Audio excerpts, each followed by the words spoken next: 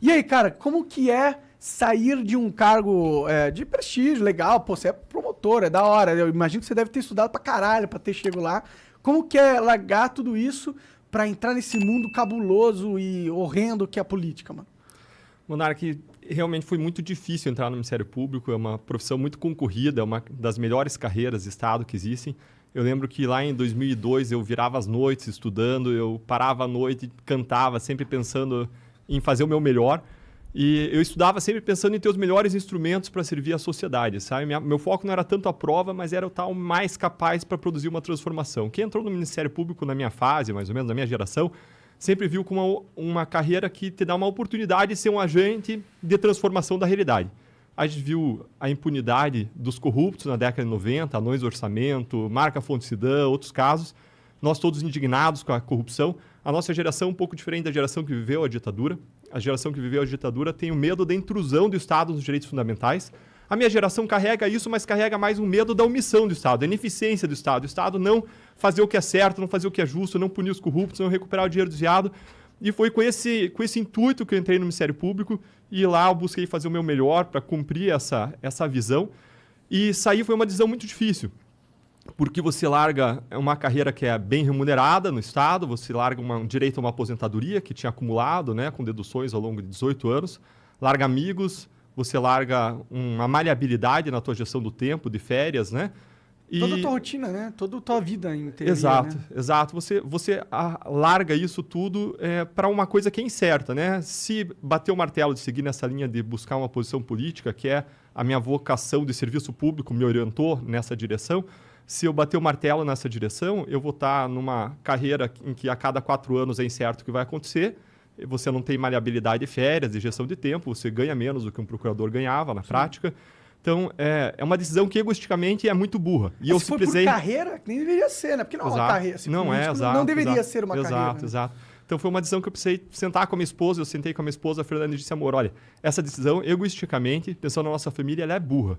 Mas, se eu for pensar no propósito da existência, em como eu vejo o mundo e a nossa passagem na Terra como um lugar de serviço, de amor às pessoas, de lutar por uma causa maior, um propósito maior, eu precisaria hoje realinhar os meus meios ao meu fim. Porque o que eu tenho visto? Eu tenho visto a política destruindo todo o trabalho que a gente fez na Lava Jato e mudando as leis para que uma Lava Jato não venha se repetir.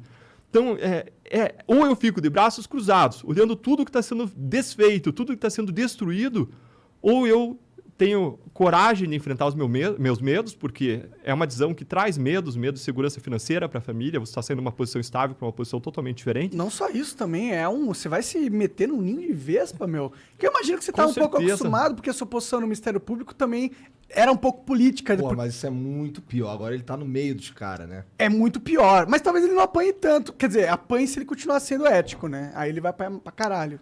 Monarca, vai apanhar. E a política, infelizmente, hoje existem ataques muito sujos de lado a lado, existe uma polarização, uma indústria de fake news.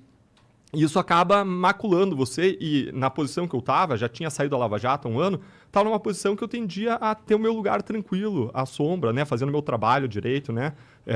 Todo dia, né? Fazendo o meu melhor, mas eu tendia a ter tranquilidade em algum momento. Mas agora, fazendo esse movimento, eu tendo a não ter tranquilidade, né? Com certeza. Minha vida vai ser uma vida bastante tumultuada. Vai ser escrutinada sem fim. Exato, eu estou indo para uma montanha-russa, né? Saindo de um carrossel e indo para uma montanha-russa que eu nunca andei. Então eu tô com aquele friozinho na barriga de quem está subindo. Natural. Mas quando você pensa em propósito de vida, essa decisão faz sentido. Porque onde eu estava amarrado, sendo destruído tudo que a gente fez, né? Impedindo que a gente pudesse repetir os resultados que a gente alcançou. E, além disso, eu não podia nem reclamar mais, Monarca. Eu sei que você é um defensor da liberdade de expressão. E eu fui punido 2 vezes no Ministério Público, na história, por procedimentos administrativos disciplinares. Olha só, antes da Lava Jato, todo mundo que trabalhou nela nunca teve nenhum procedimento administrativo disciplinar.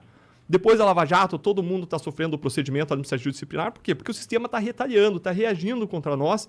E eu fui punido em 2 por críticas que eu fiz ao Supremo Tribunal Federal e crítica que eu fiz ao senador Renan Calheiros. Não pode falar desses caras, eles são poderosos, pô, tá maluco?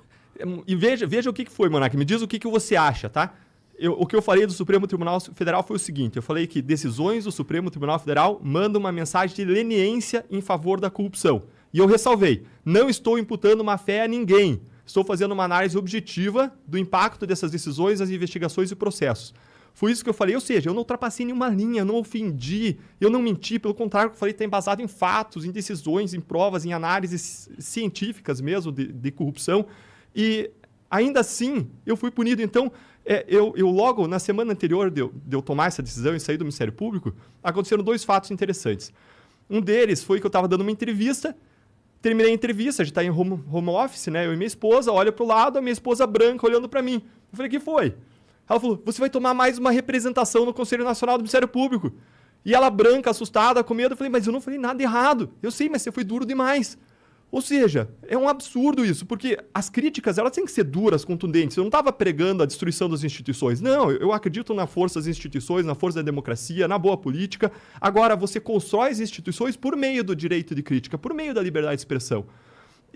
Então, eu estava amarrado. Mas isso não existe no Brasil de verdade, né? A gente tem muitas leis e muitos códigos de não sei o que institucionais dentro das organizações que são exatamente para quando um Deltan chegar e começar a falar coisa que os caras não querem ouvir, opa, toma um negócio disciplinar ali, pega um negócio arcaico de 1820 que tá na lei e usa aqui para fuder o cara. Esse é o perigo, é isso que eu tento apontar todos os dias aqui, meio que em vão talvez, mas que é isso, que o negócio não é que eu quero que as pessoas falem merda. É que eu não quero dar o poder pro Estado de impedir que as pessoas falem. Porque a partir do momento que você dá ao Estado determinar o que é merda ou não, fudeu. O Estado vai usar aquilo para tirar os inimigos políticos dele do jogo. Como aconteceu agora com esse caso do Bolsonaro aí.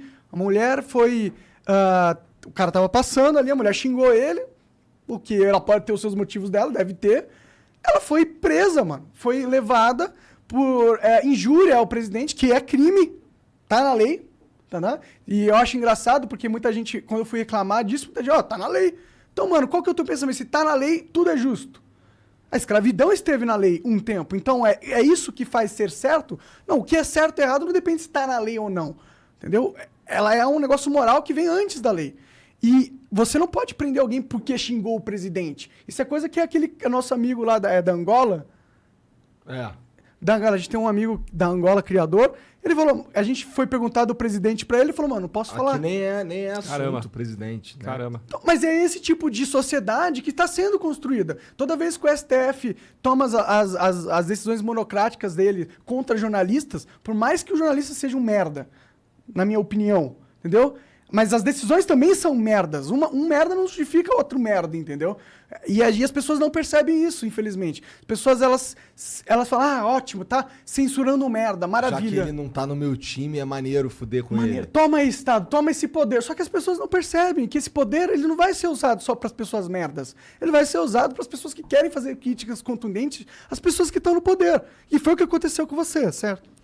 E, Monarca, quando a gente fala de liberdade de expressão e de outros direitos, a gente fala em direito constitucional de ponderação de direitos. Você toda hora está fazendo um equilíbrio delicado entre diferentes bolas, diferentes pesos e medidas aí, que é a liberdade de expressão e outros direitos. Mas a gente precisa lembrar que a liberdade de expressão ela é um direito com uma primazia constitucional. Por que isso? Porque ela, mais do que um direito fundamental, ela é um elemento de constituição, é um pilar da democracia. Sem liberdade de expressão, você não só está violando o direito de alguém, de um indivíduo, mas você está violando toda a comunidade e um alicerce central da pluralidade da sociedade, da crítica, da construção das instituições. Então, ele tem uma primazia sobre outros direitos.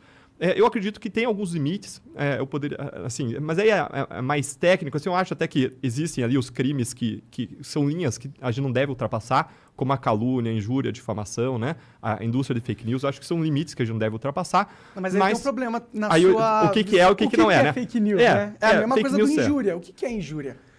Eu falar que o presidente é um filho da puta, é claro que é uma injúria. Mas e aí, não posso xingar o presidente de filho da puta mais? Esse tipo de sociedade, não. Eu acho que, infelizmente, o brasileiro aceitou fácil que injúria deve ser crime. E tá na lei já, né? Mas tem alguns mecanismos para isso. Se entende, por exemplo, que a liberdade ou a proteção da imagem, da honra das altas autoridades, ela é menor, justamente porque elas são expostas à discussão pública. E se coloca, por exemplo, que quando você está num debate público sobre políticas públicas, sobre postura de autoridades, você tem uma liberdade maior de crítica. Então, existem algumas ferramentas para você fazer essa certa ponderação. Agora, se a gente traz isso não para uma esfera pública, mas para uma briga de vizinhos, um xingando, caluniando, espalhando notícias, eu acho que tem que ter algum limite, sabe, Monark? Mas como... Eu entendo que você acha que tem um limite. Eu só fico com medo de... Sempre quando a gente quer pôr um limite na expressão, porque a fake news é uma forma de expressão. É mentira, mas é uma forma de expressão. Você quer limitar a forma de expressar das pessoas se expressarem? É perigoso. Como que a gente vai fazer isso? Esse é o problema. Como você imagina a gente controlando as fake news a partir do Estado, por exemplo? Eu gosto muito da ideia da gente se concentrar nas figuras dos tipos penais. Por quê? Quando a gente fala de tipo penal, o que é? É o crime que está lá previsto na lei, no Código Penal. E esses crimes, eles seguem toda uma série de regras. Por exemplo, esses crimes eles têm que ser definidos com palavras claras e com limites claros. Então, a gente chama de tipo penal, sei lá, o crime de homicídio, matar alguém. Está expresso lá, matou alguém, pena de, sei lá, 5 a 20 anos, vamos supor, tá? Ou ainda, injuriar alguém. E aí você vem, o que é injuriar? É você xingar, é você desprezar, é você trazer desonra. Mas deveria ser crime? Né? A desonra, xingar, é que eu acho que não deveria ser, entendeu? Na minha opinião, eu posso estar errado. Claro. A sociedade pode me julgar errado nesse sentido. Mas eu realmente acho que, pô, um cara chegou na rua e xingou, ô, seu filho da puta, vai prender esse cara? Monark, pra quê, mano? É legítima uma opinião, assim. É totalmente legítimo você entender que isso não deveria ser crime. Mas o espaço para discutir política pública, o que deve ou não ser crime, é o espaço do parlamento. E o parlamento, representando a sociedade, definiu isso como crime. A questão é se isso mata, se isso viola a liberdade de expressão, no sentido de um pilar da democracia, não quando você está numa briga de vizinhos, e se isso viola um direito fundamental da liberdade de expressão. A pessoa pode criticar o outro. Agora, critica sem destruir, critica de modo construtivo. E eu acho que a crítica dura, a crítica incisiva, até a ironia, são críticas que devem ser toleradas e devem ser exercidas numa democracia para a construção das instituições. Porque é disso que se faz uma democracia, é do debate, é da liberdade de expressão, é da troca de ideias, né? Mas mesmo assim eu não entendi como que você realmente regulamentaria, porque eu confesso, já pensei muito sobre isso. Bom, eu pensando sobre isso não quer dizer muita coisa, mas eu não consegui encontrar uma solução que a gente limite, por exemplo, os malefícios da fake news sem causar um mal maior, que é dar o poder ao Estado de controlar o que é válido ser dito ou não. Porque, imagina, não tem como. Como que você vai pôr uma ferramenta onde o Estado controla fake news sem dar uma ferramenta poderosa demais para o Estado? Eu não enxergo como. Você enxerga? Eu não enxergo. Na minha perspectiva aí, Monark, sempre que existe uma dúvida sobre a culpa ou não de um réu, quando você está falando de crimes como injúria, difamação e calúnia, o réu é absolvido. Se você tiver dúvida, vamos dizer que a gente tem dúvida sobre algo ser falso ou ser verdadeiro. O cara vai ser absolvido. E quando a gente fala de verdadeiro ou falso, a gente está falando de proposições sobre fatos. Agora, quando a gente fala de opinião, aí é outra coisa. Opinião é opinião. Opinião não é falsa, não é verdadeira, né? Mas se o cara, por exemplo, ele está delatando alguma coisa que alguém foi lá e falou, isso que está acontecendo. Ele vai ser o cara que vai delatar, tá isso, ligado? E aí, no final, se descobriu, fez a investigação, mas se descobriu que o que ele delatou não era verdade. Esse cara não é punido. Hoje ele tem uma proteção legal. Mas ele já foi punido hoje. Não. Teve um cara que fez isso, entendeu? Até acho que ele pode ter feito isso de maneira maldosa, entendeu? Mas teve um deputado federal que falou das urnas eletrônicas, falou que elas estavam sendo manipuladas, fez essa denúncia, foram averiguar, viram que não tinha nada, esse cara perdeu o mandato por fake news. Eu acho que isso é errado. Sabe por quê? Não porque eu acho que ele tá certo em talvez ter mentido, mas sim porque agora qual que é o próximo que for fazer uma... E se realmente tiver alguma coisa acontecendo nas urnas, o cara vai ficar com medo de delatar, porque o último cara que delatou perdeu o mandato, entendeu? Então, eu não... Esse é o problema. Essa regra, na minha opinião, ela sempre vai ser mal utilizada. Ela sempre vai ser influenciada pelos poderosos e vai ser utilizada para calar que não deveria ser calado, entendeu? Como que a gente resolve esse problema? Como que a gente impede do Estado não abusar essa liberdade que a gente está querendo construir para ele, entendeu? Claro, coloca uma inteligência artificial lá. Mais perigoso ainda, né? Então, eu entendo o teu ponto, ele é mais legítimo ainda quando você não está falando de uma ultrapassagem clara de uma linha. Nesse caso desse deputado que perdeu o mandato, não se tratava de uma apuração de um crime.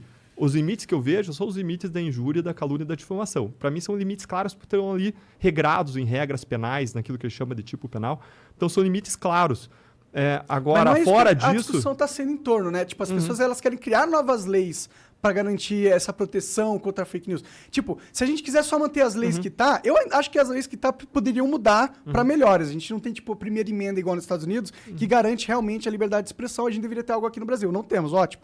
Mas as pessoas estão lutando para mudar isso, para que a gente aumente a regulamentação do Estado sobre a fala, sobre o speech das pessoas. É isso que eu vejo, isso que me dá medo, entendeu? Claro, porque você já disse aí, você é um cara que entende da lei, O Estado já tem ferramentas para lidar com esse tipo de... Então, por que as pessoas querem criar novas, entendeu? Isso não é meio esquisito, na sua opinião? Eu acho que a gente poderia falar assim, ó, tem uma zona de certeza positiva da liberdade de expressão. Uma zona em que todo mundo concorda que aqueles casos a pessoa tem plena liberdade de expressão. Tem uma zona de certeza negativa, que são quando a pessoa está cometendo crimes. E surgiu uma nova zona, por quê? Porque hoje as fake news se percebeu que elas podem influenciar e manipular a própria democracia. Vamos fazer uma análise rápida, tá? Os 7 maiores partidos do país têm, sabe quantos filiados no Brasil? 10 milhões de filiados. 10 milhões de filiados. Vamos supor que esses 7 partidos formam lá uma coligação e uma parte desses partidos forma uma coligação e forma uma indústria de fake news para manipular o voto das pessoas. Escancaradamente, manipular o voto. E elas têm lá seu conjunto de filiados que participa disso, eles incentivam as lideranças, os outros se comportam de acordo com a orientação das lideranças, e isso acaba minando a própria capacidade das pessoas de se orientarem de acordo com a verdade para tomar suas decisões, para um voto consciente. E isso está numa zona cinzenta, entendeu? Mas você acha que isso é um fato novo? Porque eu acho que isso aí é o jogo sendo jogado como sempre foi. Porque se a gente for parar para analisar antes da internet, quem que era dono das maiores rádios e das TVs? Eram os políticos. Então esse não é um problema novo. Mas antes nunca houve esse movimento para a gente realmente passar leis para que esse problema não existisse, entendeu? Por isso que a minha dúvida, por isso que eu tenho uma certeza que as pessoas não querem passar essa lei para acabar com o problema da fake news. Elas querem tomar de volta o controle da mídia. Porque o que aconteceu com a internet? Quebrou o monopólio das grandes mídias sobre o que era verdade. Antes passava na Globo, era fato, acabou. As pessoas nem discutiam. A internet quebrou com isso. Perdeu-se o poder desses grandes poderosos da mídia, entendeu? E eu acho que eles têm influência política e é eles que estão influenciando para passar essas leis de fake news, porque aí eles conseguem, talvez, numa vã esperança, aumentar o controle, recuperar o controle que eles tinham. Legal. Monark, eu acho totalmente legítima e bem assim fundada a tua preocupação com isso. E eu tenho essa preocupação também. Eu quero que a internet seja um ambiente livre de liberdade de expressão, de colocação de perspectivas diferentes sobre a realidade. E nós sempre entendemos isso muito bem na Lava Jato, mesmo quando as pessoas nos criticavam, mesmo quando interpretavam de modo até absurdo a realidade. Agora, a preocupação que surge não é um problema novo, mas a preocupação que surge é porque o ambiente é novo, esse ambiente de novas tecnologias, de notícias se multiplicando, de viralização de notícias. E deixa eu trazer aqui um experimento que talvez enriqueça um pouco a nossa perspectiva, tá? Foi um experimento feito na década de 50 ou 60, chamado experimento de Asch. Esse pesquisador ele colocou várias pessoas numa sala e colocou na frente delas um exercício. E nesse exercício, ele mostrava na parte direita, na mão direita, ele segurava uma folha que tinha 3 linhas, linha A, linha B, linha C, e na esquerda tinha uma linha só. E o exercício era, os participantes tinham que dizer qual que era o tamanho da linha que estava nessa mão, que correspondia a qual das letras das 3 linhas que estavam na outra mão. Ou seja, o cara era um exercício fácil, visual, cara. Cara, era muito fácil o cara acertar. O cara olhava a linha que estava numa mão e tinha que dizer qual que era o tamanho, a qual que ela correspondia no tamanho em relação às 3 linhas que estavam na outra mão. Letra A, letra B ou letra C. Cara, ninguém erra esse exercício. Era fácil. Os tamanhos das linhas não eram parecidos. Daí colocaram as pessoas, mas com um segredo. Todos eram atores, menos um que era o verdadeiro testado. Tá, tô ligado qual que é dessa porra. E aí, os atores começavam dando a resposta errada. Linha A, linha A, linha A, linha A. Chegava na vez do participante, ele olha para os lados e fala assim, linha B. Aí outro, linha A, linha A. E aí vem a próxima folhinha. E aí o que acontece? Vai lá os atores falando de novo a linha errada, linha C, linha C, linha C, linha C. Aí vem o ator, ele olha para o lado, fica sem jeito, linha C, falando a resposta errada. Esse experimento, ele foi feito centenas, dezenas de vezes, centenas de vezes. E qual que foi o resultado? Mais de 50% das vezes, a pessoa dá mais de 50% das respostas erradas. Nós tendemos a nos comportar como parte de uma manada, certo? E quando você simula o ambiente de manada, e veja que eu estava falando de 10 milhões de pessoas filiadas aos 7 maiores partidos e uma indústria de robôs, né, que replicam notícias, isso permite a criação de um ambiente de manada para manipular a opinião, manipular a condução, manipular voto. E aí a questão vem, até que ponto isso é legítimo? Quando a gente não tinha ainda esses grandes mecanismos de massa, de internet, replicação de robôs, de fake news, eu entendo que a liberdade, vigia aí a liberdade de expressão. Agora, conforme isso se aproxime de um ambiente em que isso manipule a vontade, o voto dos eleitores, manipule a verdade com fatos evidentemente falsos, que contrariam a ciência, que contrariam... claro, eu entendo que perspectivas diferentes de ciência devem ser respeitadas. Perspectivas diferentes Quem diz o que devem é ser ciência? respeitadas. Quem diz aonde que a ciência é consenso? Eu entendo. É que, tipo, o seu argumento é, antigamente as pessoas que manipulavam, a gente sabia quem era, agora todo mundo pode fazer. Mas, mano, isso é bom, tá ligado? Pra mim, é melhor a gente ter um ambiente... Porque, sabe qual que é a verdade? Não tem como você acabar com a manipulação do debate público. Não tem como. Eu acho que é aquela coisa de meio que ser fé, sabe? Você tem que ter fé em Deus e acreditar que essa parada que ele criou tem mecanismos, entendeu? E você tem que confiar que não vai ser a lei que vai controlar o debate para que ele seja positivo. E sim vai ser a cultura, e sim vai ser a gente conversando, as ideias sem troca de ideias. A partir do momento que você coloca o Estado para fazer esse controle, eu acho muito perigoso. Eu entendo o argumento que a gente tem agora muitos grupos políticos que estão utilizando desse novo ambiente para manipular as massas. O meu argumento é que grupos políticos usando do ambiente midiático para manipular as massas sempre existiu. E o perigo de controlar a comunicação para resolver esse problema é infinitamente maior do que o problema em si. Porque é um problema que a gente lida desde quando a humanidade é a humanidade. E ela não destruiu a humanidade, entendeu? Mas eu acho que a humanidade pode ser destruída se a liberdade de expressão for cada vez mais cerceada. E, infelizmente, eu entendo que é nobre, talvez, as intenções de quem quer passar leis ou fortalecer a rigorosidade do Estado nesse sentido. Mas eu acho que, apesar de nobre, é uma visão que vai levar a gente para um caminho, infelizmente, de menos liberdade e um caminho ruim para a sociedade, sabe?